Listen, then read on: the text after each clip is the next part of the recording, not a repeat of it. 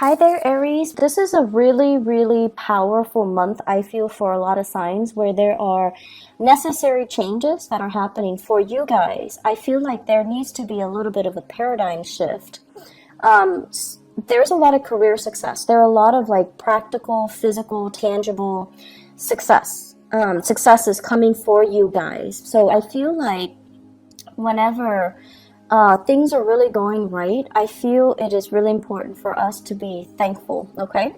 So I'm going to relay 4 messages for you guys, and then we're going to go into each one of these messages and see how they play out. So we're going to unpack these ideas. So, of course, the first message here is gratitude.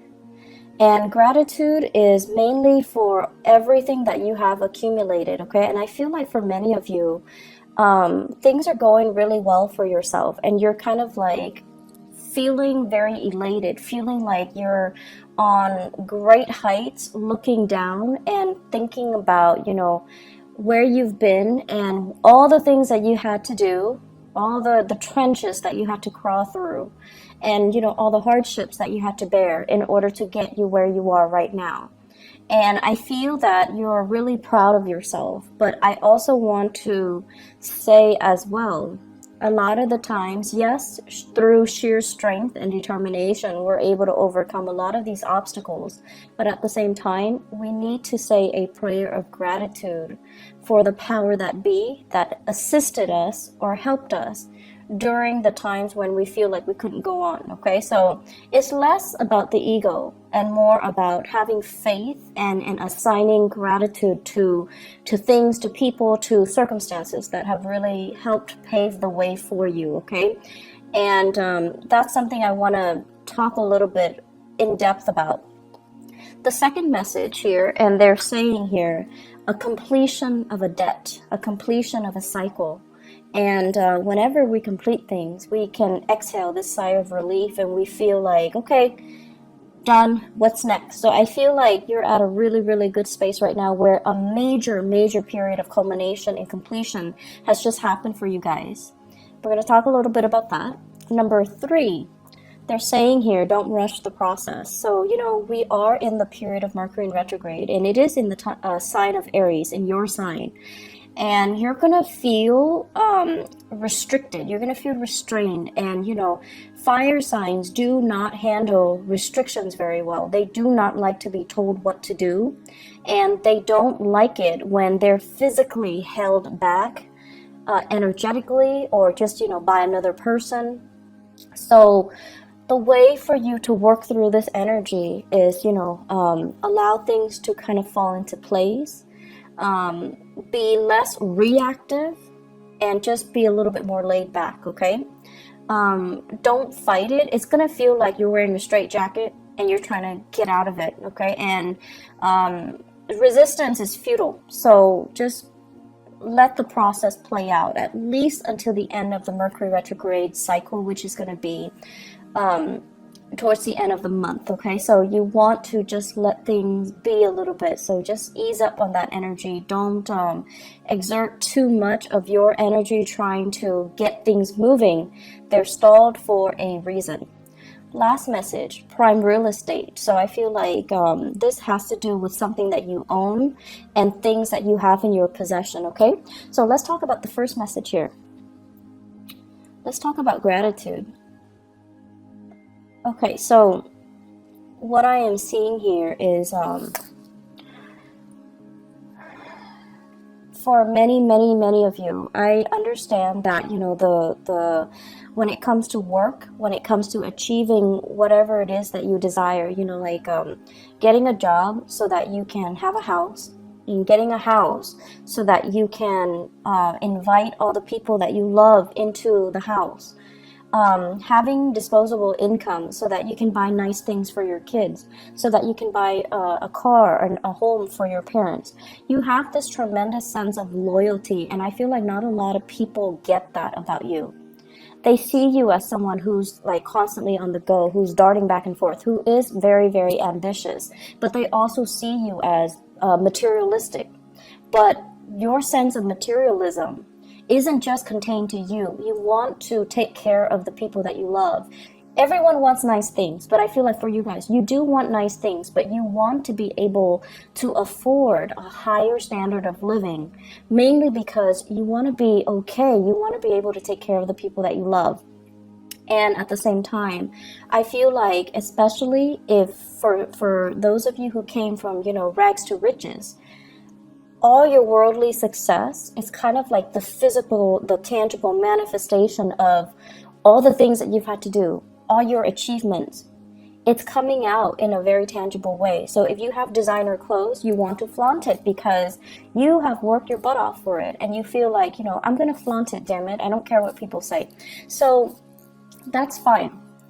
And I also feel as well, it is really important when we go through life to preserve and maintain this sense of humility. Okay, and so gratitude and humility kind of they're interwoven, and they do come hand in hand. And the point of it is, yes, you have, I want to say, overcome against all odds to get where you are today. You had to be very determined. You had to work hard. You had to wake up every day just to, go to a job that you hate. And then through over time, working at that job, gaining more job experience, gaining more, experience in your line of work, you're able to get into a higher paying job, etc., etc. So that's just the natural progression. And I feel like some of you are kind of lost in the process. And you start to think that, like, I got here based on my pure hard work and my sheer determination. No one helped me to get where I am. No one guided me. I didn't have a mentor growing up.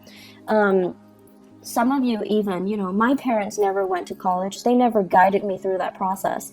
So there is this sense of resentment that the environment was not supportive, resentment that you didn't have the guidance and the mentorship, and, the things were not handed to you on a silver platter.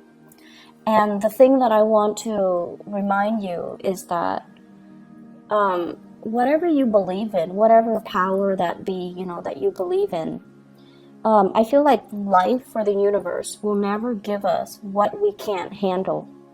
And so if you're comparing yourself to, somebody else who is very privileged, who had educated parents, who had mentorship, who had money, who had everything handed to them on a silver platter, and they're in the same position as you. And then if you're comparing that to you, who had it rough, who had to make your own way, who had to work extra hard, who had to even learn a new language, who had to, combat family instability, financial instability to get where you are right now. And you're comparing your life to this other person. You both are in the same place, but the other person had everything handed to them. And you had to fight for everything that was given to you. And you kind of look at the other person with resentment, right? You're just like, they're so clueless and blah, blah, blah. And so let's just take a moment to also appreciate the fact that you got where you were, or you got where you are today, mainly because you needed to learn those lessons earlier. You needed to learn how to fight. You needed to learn how to, be determined. You needed to learn how to fend for yourself. And the other person, they're living a different life. They needed to learn different skill sets. So comparing the two, it's like apples to oranges. It's not applicable. So we all are here to kind of go through our individual life lessons and our individual experiences. And so we really can't compare our achievements with another person, nor should we compare our achievements with another person. Doing so can trigger a lot of resentment, a lot of feelings of injustices, and it is also very, very, very divisive when we're trying to cultivate, a harmonious working environment, when we're trying to cultivate a sense of compassion and understanding for ourselves and other people, when we're trying to cultivate a sense of community. So on the flip side of that, let's also talk about, we are a product of our environment. And I also feel as well, we can't get where we need to go unless we have to go through these lessons, but also we have learned from other people along the way. So in that case, in that situation, it's the people that shape you who you are, for good or for bad, but they also have helped you along the way. So I feel like it would be really, really self-centered to say that I got where I got today through my sheer determination and hard work. Nobody helped me, and that's all it is, and that's not true. So think back and give that gratitude, give that thanks to the people that helped you. I'm sure they are out there. Give thanks to maybe even your mom and dad who was babysitting the kids so that you can, finish up your schoolwork, so that you can, work an extra or a few hours later, like work overtime. And the people that are willing to, support you, read your term papers, make correction, proofread, teachers that inspire you. There are plenty of people that were there to really egg you on, okay? And I also feel for some of you, give that gratitude to yourself for, I feel many of you have made, let's just say, in your 20s and 30s, decisions that you should have known better. And this is not to shame anybody, but I feel like you learned lessons the hard way, and you knew that, oh, I shouldn't make that, choice. It's not good for me. But you did it anyways. You had to learn the hard way, and you had to learn it a specific way. And so other people might have coasted through, the 20s and the 30s. They didn't really get themselves bogged down with these problems, but you did. So it took you longer to get where you need to be in relation to the other person. So everything that happens for a reason. And everything, we need to really understand, like, we're all parts of a whole. And through sheer strength and determination, you got where you got today, but it's still a byproduct of everything everybody that helped you along the way, circumstances that needed to fall into place in the specific order in order for things to propel for you, okay? So think of it as like the invisible hand, the divine, guidance, whatever it is. Give that prayer of gratitude. Take a moment to really think about all the people that really contributed to who you are right now, and you need to give that thanks, okay? Doing so is going to help you kind of re-embed yourself in this social fabric. It's going to help you feel a little bit less tension and a little bit more at ease with the people around you, okay? And it's going to also strengthen that emotional bond between you and other people, okay? Second message here, completing a debt, so a cycle of completion. I'm feeling for many of you, you might have paid off your mortgage.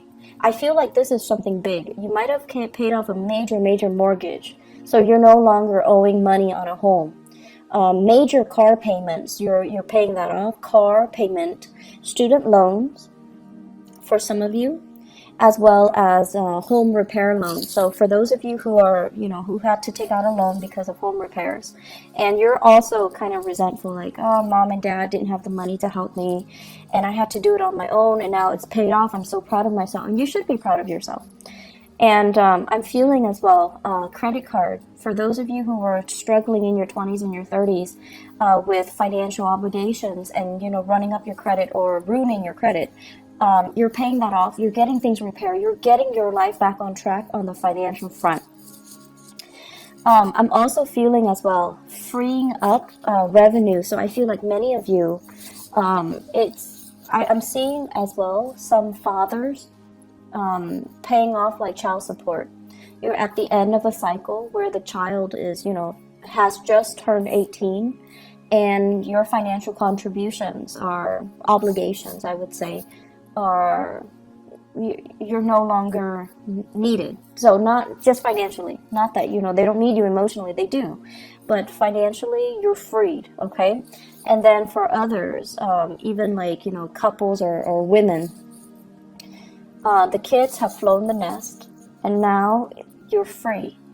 So there is a freeing up of a revenue stream since you're no longer needing to pay all these loans or to take care of the child or to pay child support or whatever it is. The money is freed up. Definitely, don't look at it as, oh, yay, I have this new revenue stream. I'm going to go buy things. I'm just going to buy a new car. I'm just going to, don't do that. So spending freeze is in store, okay? And you want to start investing. You need to put that money away somehow to invest. It's freeing up because there is a reason for it. So don't go wild. Don't spend all your money all at once, okay? Free up that revenue stream. Invest in something. And I feel like if you do your research, there is going to be a major financial win for you when it comes to investment opportunities, okay? So if you are people that are in that category where something is freeing up, definitely invest in something. I feel like you're going to be pleasantly surprised, especially come the September timeframe, okay? I do see major financial gains here, so it's really, really important. They are also saying as well with the prime real estate message, some of you are sitting on prime real estate, like you finished paying off a home. The home is accumulating in value very, very, very, very quickly. So you own a piece of prime real estate. If you have that extra revenue stream, you definitely should invest in real estate.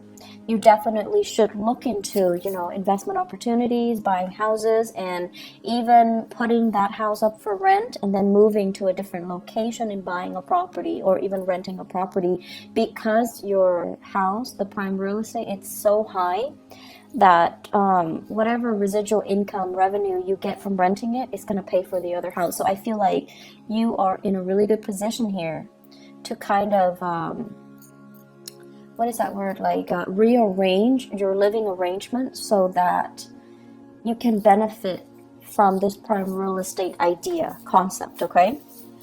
I'm also sensing as well, they keep pointing downwards, like land, like land investment, thinking about even investing overseas, buying property overseas for those who have the money, who travels a lot, or who are, in retirement age, and you're thinking about settling elsewhere.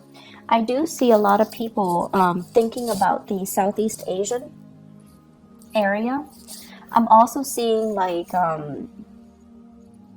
let me see, Southeast Asia. I'm also seeing as well the northwestern corner of the United States as well as Canada. So like real estate in those areas.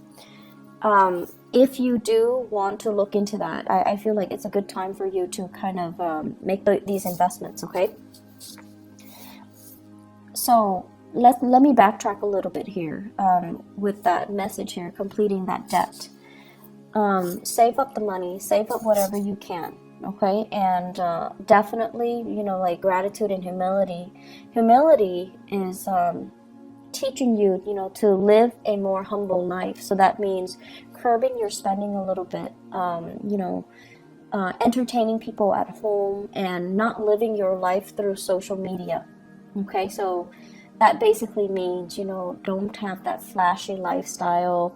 I don't think there's anything wrong with it, but I feel that if you have any type of inkling that this is empty, this is no longer fun, this is no longer what I want to do, then curb down on that social media presence and reinvest the money rather than wasting or spending exorbitant amount of money to maintain that lifestyle, to maintain the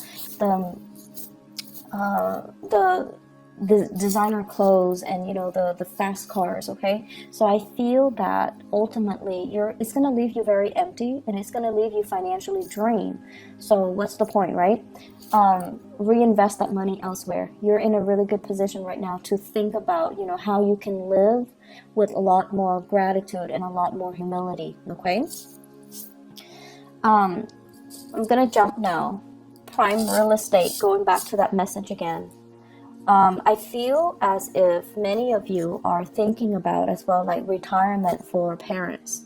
So you might have finished taking care of the kids, and now you're thinking about, how are my folks doing? Are they happy? Do I need to buy them property? Do I need to do anything for them?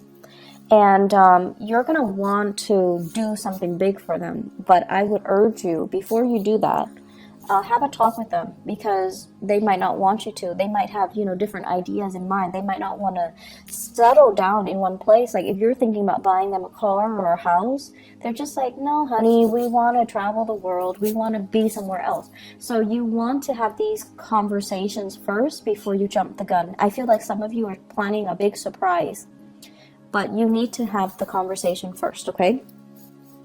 For those of you who are dealing with children, who have children, and especially an earth sign child, so a Taurus, a Virgo, or a Capricorn, what I do feel here is this is a child that needs to be, the energy needs to be expended. So they need to either be enrolled in, like extracurricular activities, a tutor, a mentor, or something outside of the classroom, okay? So it's almost like they're not getting enough stimulation, and they're not getting enough, their curiosity is not satiated in the classroom. They're going to need more. And I especially feel like extracurricular activities. And I do feel as well, if you have children who are like in high school and they're thinking about studying abroad, like going to study abroad, definitely encourage them, because I feel like that's going to be a really good opportunity for them to really expand their mind and their consciousness, and also to have that, to make them a lot more competitive when they join the university or when they are in the labor force.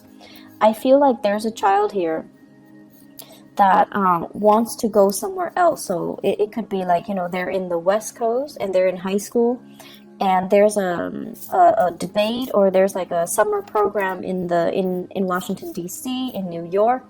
They want to get involved. Definitely encourage them to go. Okay, encourage them to do it. Encourage them to just explore outside of their territory. And I also feel like they could be middle school age, going going further away for a competition. So there is a little bit of money that needs to be accounted for if you have in particular an earth sign child, so Taurus, Virgo, or Capricorn. So the last message that I have here for you guys is they're mentioning don't rush the process, okay? And this is in regards to your work and your relationship. So let me talk about the relationship first. Many of you, once again, I'm getting that clock. It's that ticking clock. And you could be male or female. It doesn't really matter. But I feel like a lot of you, you're very results oriented.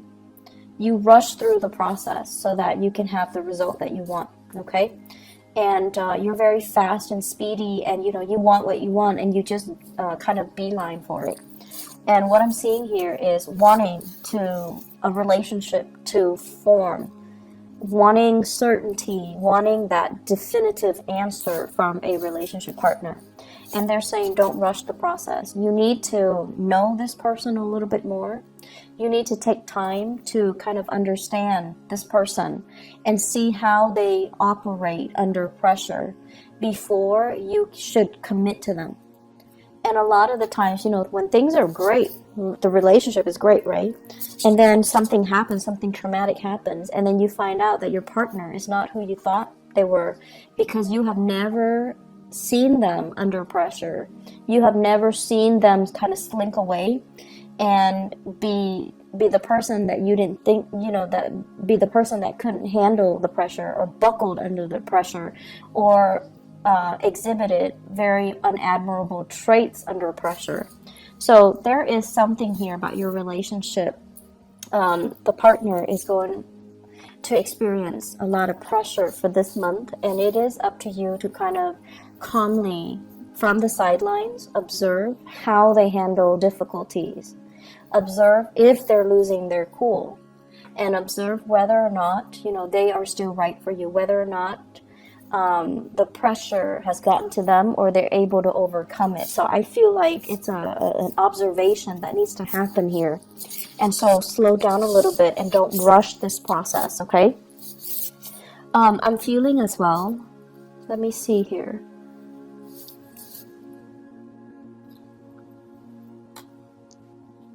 I'm feeling as well, some of you are just kind of jaded with the whole concept of marriage.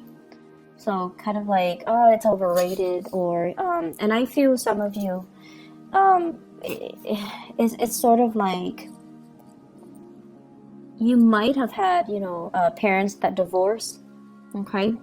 Or you might have worked in a capacity where you see a lot of people kind of cheating on their spouse, or people stepping out of their relationships, or flirting outside the relationship. And it kind of made you feel really jaded about relationships and marriages and, happily ever after. Like, yes, those are nice concepts, but you feel like they don't really exist. So some of you are feeling a little bit jaded, and you're kind of out there having a good time, having fun. But I know deep down you still believe in that happily ever after.